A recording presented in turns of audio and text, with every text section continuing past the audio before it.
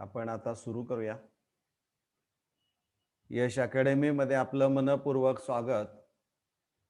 विद्यार्थी मित्रांनो, MST CET entrance examination ही सर्वसाधारणपणे ऑगस्टच्या दुसऱ्या आठवड्यामध्ये म्हणजे साधारणपणे 15 ऑगस्ट आणि त्यापुढं या कालावधीमध्ये होण्याची शक्यता आहे. कारण सप्टेंबरमध्ये 12 सप्टेंबरला नीट असल्यामुळं आणि त्या अगोदर JEE असल्यामुळं मधल्या कालावधीमध्येच ती परीक्षा ही MST CET सेलकडून घेण्यामध्ये येईल असा एक अंदाज आहे. परीक्षा पुढे जाते, परंतु याचा बेनिफिट तुम्हाला निश्चित मिळेल. आज आपण या व्हिडिओमध्ये येणाऱ्या MST CET या एंट्रन्स एक्झामिनेशन मध्ये प्रश्नपत्रिकेचं स्वरूप कसं असेल, त्यामध्ये प्रश्नांची मांडणी कशी असेल आणि त्याची उत्तरं तुम्ही कशा पद्धतीने पटापट द्यायची या अनुषंगाने आपण आज चर्चा करणार आहोत. आजच्या या व्हिडिओमध्ये 50 MCQ ऐवजी 25 MCQज आपण सिलेक्ट केलेले आहेत. म्हणजे पार्ट 2 आपण करत आहोत. Part 1 consist of 25 multiple choice question आणि दुसरा जो व्हिडिओ येणार आहे त्यामध्ये राहिलेले 25 MCQज असणारे आहेत. हे आपण लक्षात ठेवणं गरजेचं आहे. आता यामध्ये सगळ्यात महत्त्वाचं काय असेल तर विद्यार्थी मित्रांनो, प्रश्नपत्रिका ज्यावेळी तुमच्या हातामध्ये येईल ना, त्यावेळेस त्या प्रश्नपत्रिकेची मांडणी कशी असणार आहे हा एक सगळ्यात महत्त्वाचा भाग असणार आहे. सर्वसाधारणपणे ज्यावेळी विद्यार्थ्याच्या हातामध्ये प्रश्नपत्रिका येते त्यावेळेस त्या विद्यार्थ्याची मानसिकता विचारात घेऊन प्रश्नांची मांडणी त्या पद्धतीने केली जाते. म्हणजे असं होणार नाही की सगळ्यात डिफिकल्ट क्वेश्चन हा 1 नंबरला किंवा प्रथमच येईल तुम्हाला. तर साधारणपणे मांडणी जी असते ती इझी असेल, त्यानंतर मीडियम असतील आणि त्यानंतर मग डिफिकल्ट अशा पद्धतीचे क्वेश्चन्स जे असणारे आहेत यांची मांडणी केली जाते.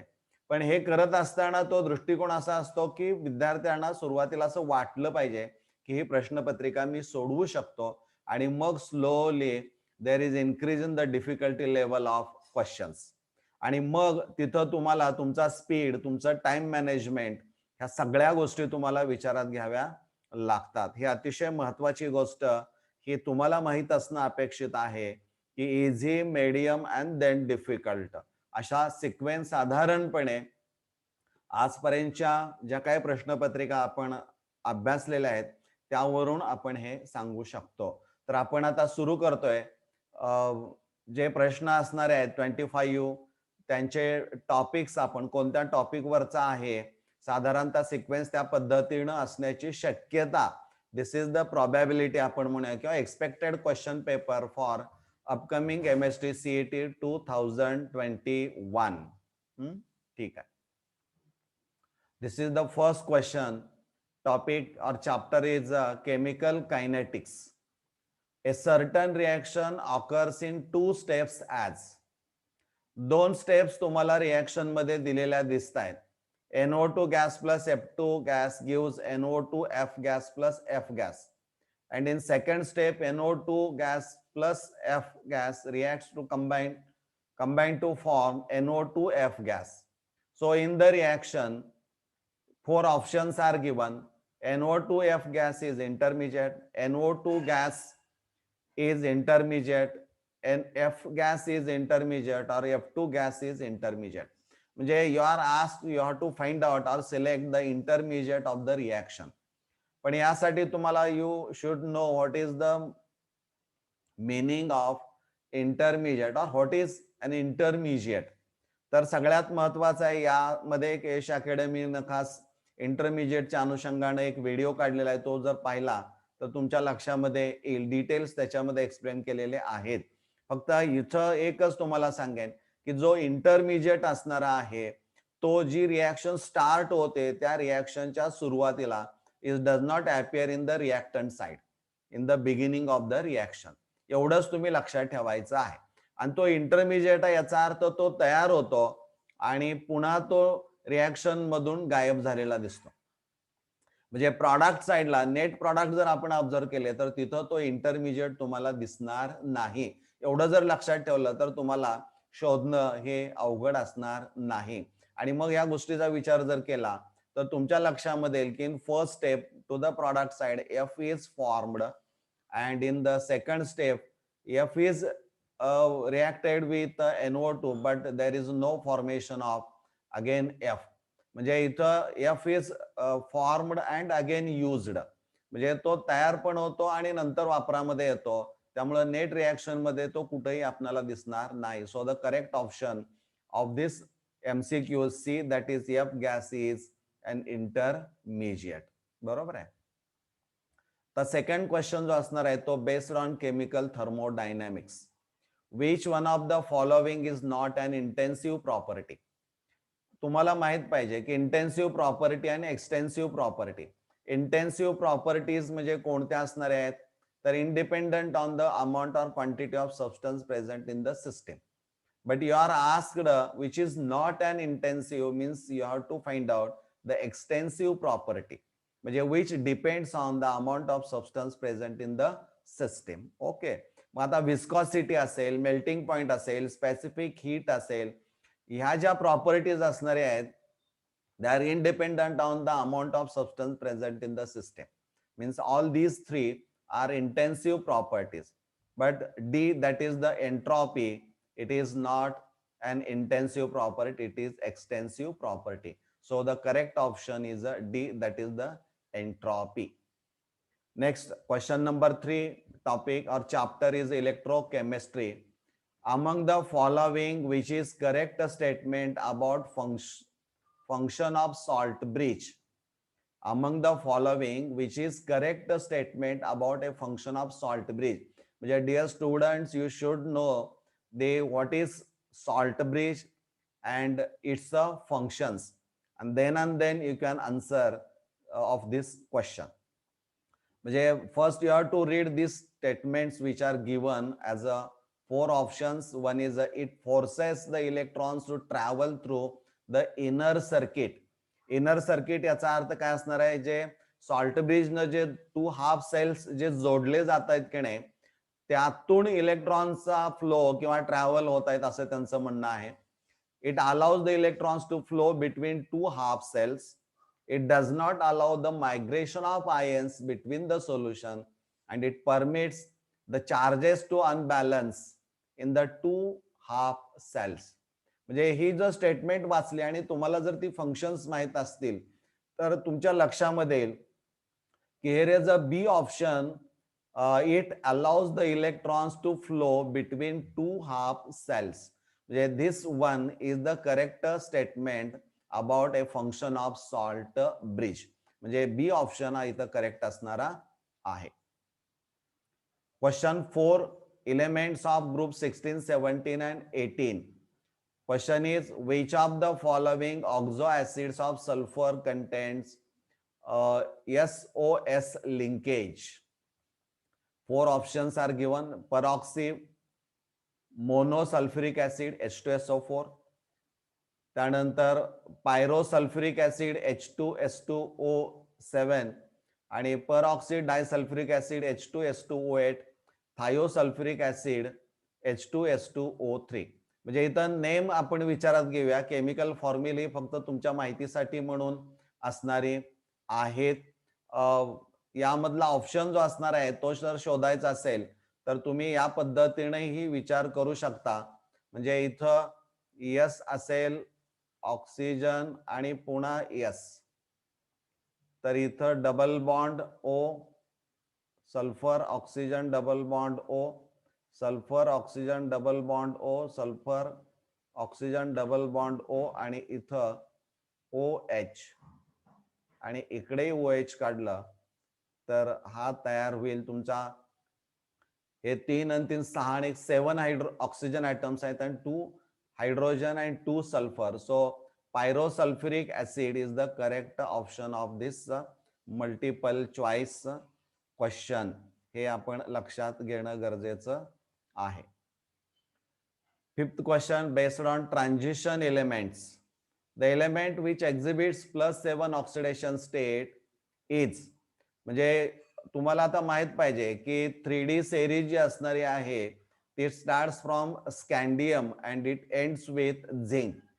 आणि मग डी ब्लॉक एलिमेंट जो असणार आहे त्याचं general electronic configuration and if you know the correct sequence of 3D series of elements, तर तुम्हाला तिथं इन्क्रीजिंग डी ऑर्बिटल मध्ये एक एक इलेक्ट्रॉन ऍड होत जातो आणि शेवटी तो झिंक मध्ये D10 तुम्हाला पाहायला मिळेल. म्हणजे ते तुम्हाला माहित असणं अपेक्षित असणार आहे. आणि मग त्या दृष्टीने विचार जर केला तर मँगॅनीज जो असणारा आहे तो D5 असेल आणि NS2.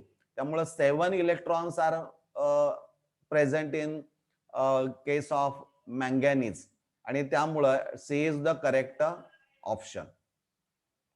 त्यानंतर अमाइन्सवर हा क्वेश्चन आहे. Mendius reaction converts and alkyl cyanide to. म्हणजे इथं तुमच्या लक्षात यायला पाहिजे की मेंडिस रिॲक्शन मध्ये जो मेंडिस रिडक्शन साठी जो रिएजंट वापरला जातो तो असणार आहे sodium in ethyl alcohol. Alkyl cyanide जे असणार आहे ते RC ट्रिपल बॉन्ड EN, बरोबर आहे. याचं रिडक्शन करायचं आहे.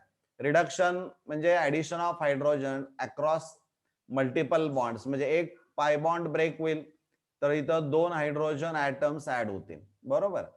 हा दुसरा पाय बॉन्ड ब्रेक होईल तर इथंही 2 हायड्रोजन ऍटम्स हे ऍड होतील. So C triple bond is reduce to CH2NH2.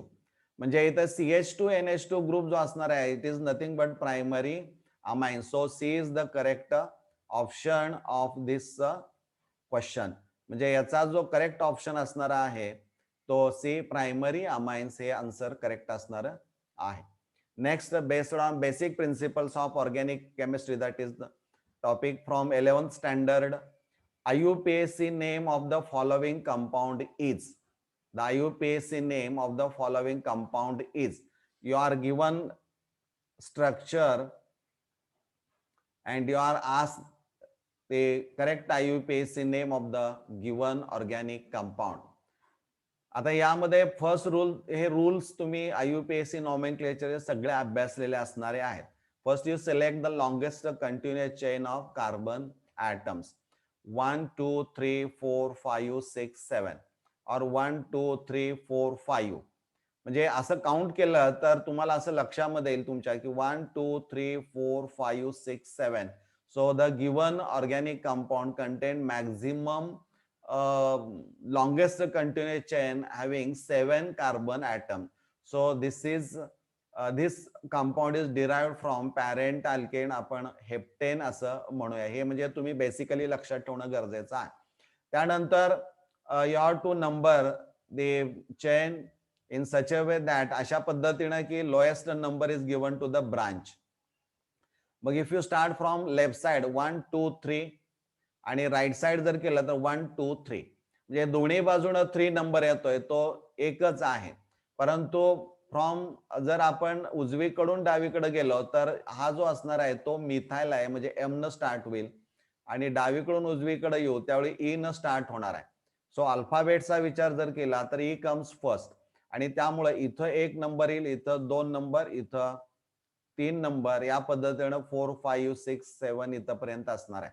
So correct name काय असणार आहे 3 इथाइल, त्यानंतर 5 मिथाइल हेप्टेन. म्हणजे डी ऑप्शन जे असणार आहे ते करेक्ट असणार आहे. हे या पद्धतीनं तुम्ही परीक्षेच्या दृष्टीने तुमचा सराव होणं अपेक्षित असणार आहे. This question is based on solid state. The total number of octahedral voids or void per atom present in cubic close packed structure is 4 2 3 1. आता इथं तुम्हाला माहित आहे ऑक्टाहेड्रल व्हॉइड जो असणार आहे हाऊ इज इट फॉर्मड, तो कसा तयार होतो. तर इथं तयार होताना तुमच्या लक्षामध्ये येईल की 3 जे फर्स्ट लेअर मध्ये आपण 3 स्पेअर्स म्हणूया आणि सेकंड लेअरचे 3 स्पेअर जे असणारे आहेत म्हणजे इन अपोजिट आपण पॉइंटिंग इन अपोजिट डिरेक्शन आपण म्हणूया. तिथं जो गॅप किंवा तिथं व्हाईड जो निर्माण होणार आहे तो काय असणार आहे ऑक्टॅहेड्रल व्हाईड असणारा आहे. आता याचं कॅल्क्युलेशन कसं आहे तुम्हाला माहित आहे, तर करेक्ट आन्सर जे असणार आहे याचं ते D1 असणार आहे. Next question is from chapter elements of group 16, 17 and 18. The shape of BRF5 is म्हणजे BR जो असणार आहे तो सेंटरला असेल आणि 5 ॲटम्स फ्लोरीनचे असणार आहेत पहा, आणि ते या पद्धतीनं तुम्हाला पाहायला मिळतील. म्हणजे इथं F असेल, इथं F असेल, इथं F असणार आहे, इथं F असणार आहे आणि इथं. This is the structure of BRF5. आणि हे जर पाहिलं तर मग ते पिरॅमिडल आहे का, डिस्टॉर्टेड ऑक्टॅहेड्रल आहे का, स्क्वेअर प्लॅनर आहे का, स्क्वेअर पिरॅमिडल आहे. तर हे तुमच्या लक्षामध्ये येईल की हे स्क्वेअर आणि पिरॅमिड सारखं दिसतंय, त्यामुळे डी ऑप्शन हा करेक्ट याचा असणारा आहे. म्हणजे हे या पद्धतीचे काही सोपे प्रश्न देखील असू शकतात. त्यानंतर रेडॉक्स रिॲक्शन 11th स्टँडर्डचा आहे. In hydrogen peroxide the oxidation state of oxygen is. हे तुम्हाला माहित आहे की हायड्रोजन पेरॉक्साइड म्हटलं की HOOH, बरोबर आहे. हायड्रोजन जो असणार आहे तो +1 असेल आणि ऑक्सिजन जो असणार आहे तो -1 असणार आहे. So B is the correct option of this question. म्हणजे या पद्धतीनं शोध घेणं अपेक्षित असणार आहे. Next again 11th standard chapter some basic concepts of chemistry. The base quantity among the following is. The base quantity physical properties मधला हा पार्ट असणार आहे. तर याचं करेक्ट आन्सर असणार आहे सी, लेंथ. हे तुम्हाला माहित पाहिजे. 7 फिजिकल ज्या क्वांटिटीज असणाऱ्या आहेत त्या कोणत्या ह्या माहित असणं अपेक्षित असणार आहे. त्यानंतर which one of the following has highest boiling point. Chapter is alcohols, phenols and ethers. इथं ब्युटेन 2OL आहे, प्रोपेन 1OL आहे, पेंटेन 1OL आहे, ब्युटेन 1OL आहे. म्हणजे ब्यूट म्हणजे 4 कार्बन, प्रोपेन 3 झाले, पेंट 5 झाले, ब्युटेन 4 झाले. म्हणजे 3, 4, 5. म्हणजे नॉर्मल चेन जर अल्केन्स असतील आणि त्याचे डेरिव्हेटिव्ह असतील तर मग मात्र त्यांचे जे बॉइलिंग पॉइंट्स असणारे आहेत ते सगळ्यात जास्त असणारे आहेत, because they expose the large surface area.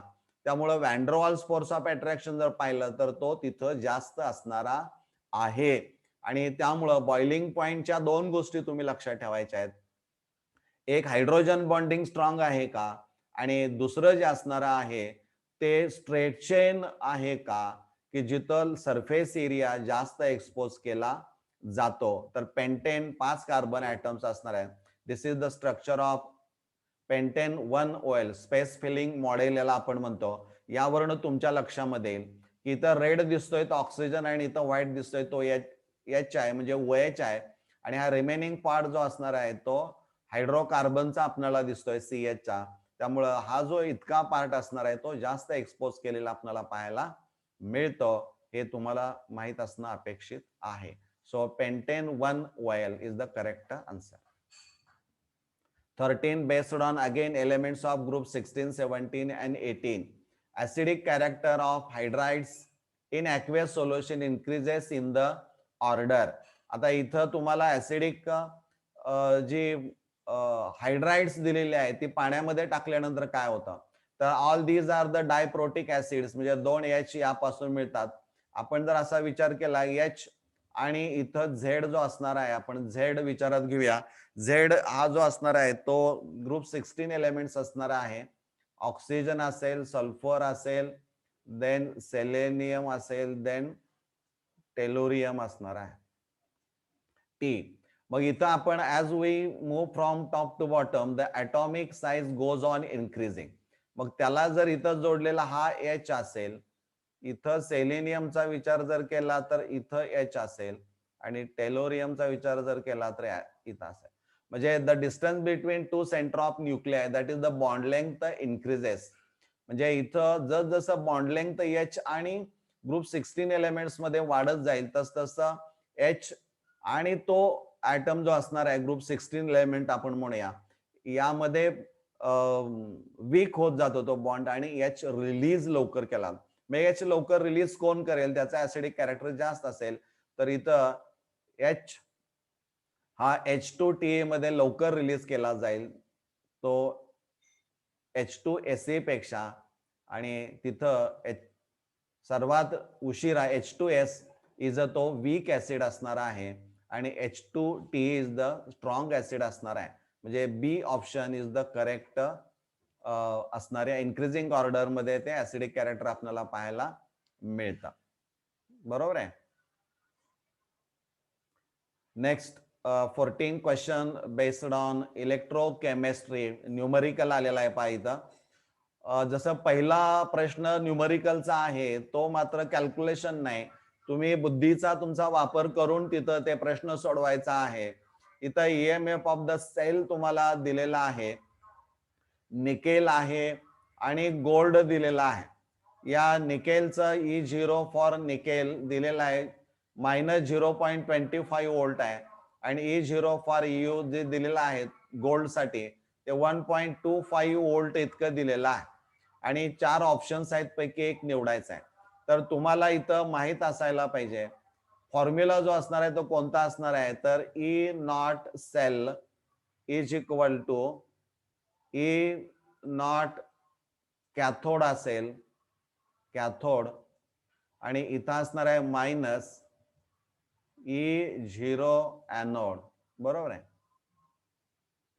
म्हणजे हा जर फॉर्म्युला आपण वापरला आणि दिलेला जर सेल आपण पाहिला तर तुमच्या लक्षामध्ये येईल की इथं असणार आहे एनोड असेल तर इथं असणार आहे कॅथोड, आणि त्यामुळं या ज्या व्हॅल्यूज असणार आहे त्या जर आपण इथं मांडल्या, इथं म्हणजे 1.25 मायनस 0.25 ही जर व्हॅल्यू इथं लिहिली तर तुमच्या लक्षामध्ये येईल की करेक्ट आन्सर जे असणार आहे ते बी प्लस 1.75. बरोबर आहे. म्हणजे या पद्धतीनं ते सोडवणं अपेक्षित आहे. नेक्स्ट सोल्युशन वर प्रश्न आहे, Henry's law constant for gas methyl bromide is 0.159 मोल पर dm cube atmosphere at 25 degree Celsius. What is the solubility of methyl bromide in water at 25 degree Celsius and a partial pressure of 0.164 atmosphere. म्हणजे इथं हे example सोडवताना ही गोष्ट तुम्हाला माहित पाहिजे की what is solubility. Solubility is nothing but ability of a substance to dissolve in a solvent आपण म्हणूया. सॉल्युबिलिटी जे असणार आहे that is nothing but concentration Henry's law constant into partial pressure. म्हणजे इथं तुम्हाला कॉन्स्टंट दिलेला आहे 0.159 आणि पार्शल प्रेशर पण दिलेलं आहे. डायरेक्ट मल्टिप्लिकेशन जर केलं, युनिट फक्त बघणं गरजेचं आहे, तर ते जे आन्सर येणार आहे ते सी मध्ये 0.026 मोलर इतकं येतं. म्हणजे करेक्ट ऑप्शन सी याचा असणारा आहे. Next question based on biomolecules. Which one of the following is an essential alpha amino acid? You should know the list of essential alpha amino acids and non-essential alpha amino acids. ही आधी तुम्ही लक्षातच ठेवा. 10 essential alpha amino acids कोणते आहेत ही एकदा fix डोक्यात जर ठेवली तर तुम्हाला कुठेही अडचण येणार नाही. यातलं करेक्ट आन्सर जे असणार आहे ते बी असणार आहे. Leucine is essential alpha amino acid. Next, from carboxylic acid, the correct decreasing order of acid strength of following compound is. हे 3 स्ट्रक्चर्स तुम्हाला दिलेले आहेत की जिथं benzene ring and attach to COH group NO2 group. Second structure मध्ये benzene ring COH group attach केलाय त्याला, आणि थर्ड स्ट्रक्चर मध्ये COH and methyl group is attach to benzene ring.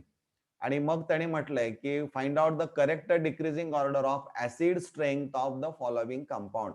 म्हणजे इथं COH ग्रुप दिसतोय त्यातला OH बॉन्ड म्हणजे रिलीज ऑफ H प्लस, म्हणजे तो कोण H लवकर रिलीज करेल त्याचा ऍसिडिक कॅरेक्टर जास्त असणार आहे. म्हणजे ऍसिडिक कॅरेक्टर ठरवायचं असेल तर OH बॉन्ड हा वीक व्हायला पाहिजे, आणि OH बॉन्ड जर वीक करायचा असेल तर तिथं तुम्हाला OH मध्ये पोलॅरिटी वाढवावं लागेल का पोलॅरिटी कमी करावी लागेल. मग जर ऑक्सिजन कडून जर इलेक्ट्रॉन घेणारा ग्रुप एखादा जोडला गेला तर मग oxygen withdraws electrons from hydrogen. So there is a weakening of OH bond and finally breaking of OH bond to produce or release H plus ion. म्हणजे हे तुम्हाला माहित पाहिजे. Depends upon the nature of the electron releasing or electron attracting group attach to benzene ring at ortho para or meta position. त्या पण position अतिशय महत्वाच्या असणाऱ्या आहेत. मग आता इथं स्ट्रक्चर 1 जर आपण पाहिलं तर NO2 ग्रुप इज अटॅच्ड. म्हणजे बेन्झॉइक ऍसिडला NO2 ग्रुप जोडला आहे पॅरा पोझिशन. त्यामुळे acts as a electron withdrawing group means exhibits negative inductive effect. त्यामुळे इलेक्ट्रॉन डेन्सिटी OH ग्रुप मधला जो ऑक्सिजन असणार आहे तिकडून खेचली जाईल आणि त्यामुळे OH बॉन्ड हा ब्रेक होईल आणि लगेच तो रिलीज होऊ शकतो. इथं बेन्झॉइक ऍसिड मध्ये आहे त्यामुळे there is no any electron attracting group म्हणूया आपण किंवा विड्रॉइंग ग्रुप.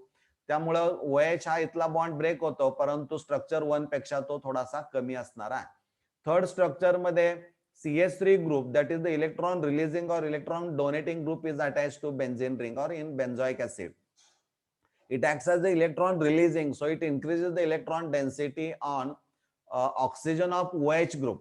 त्यामुळे इतकी घनता वाढते की तिथं O आणि H हा बॉन्ड वीक होत नाहीये आणि तो स्ट्रॉंग होतो आणि त्यामुळं तिथं तो OH बॉन्ड लवकर ब्रेक होत नाही. म्हणजे there is a less tendency to release H plus ion. मग यांची ऑर्डर तुम्हाला माहित झाली ना, मग सर्वात लवकर H कुठं ब्रेक होईल तर स्ट्रक्चर 1 मध्ये आणि सर्वात उशिरा कुठं असेल तर इथं थर्ड मध्ये. मग हे जे विचारले आहे त्याने डिक्रीजिंग ऑर्डर, तर यामध्ये पहिला सर्वात जास्त असेल त्यानंतर सेकंड नंतर थर्ड. म्हणजे C is the correct option. Next solution वर आधारित आहे. The molar mass of solute using depression of freezing point may be calculated using the formula. म्हणजे इथं तुम्हाला ऑप्शन्स दिलेले आहेत पहा. असे प्रश्न खूप सोपे वाटतात परंतु खूप अवघड पण असणारे आहेत. म्हणजे इथं तुम्हाला फॉर्म्युला माहित पाहिजे. Delta TF is equal to KF into M.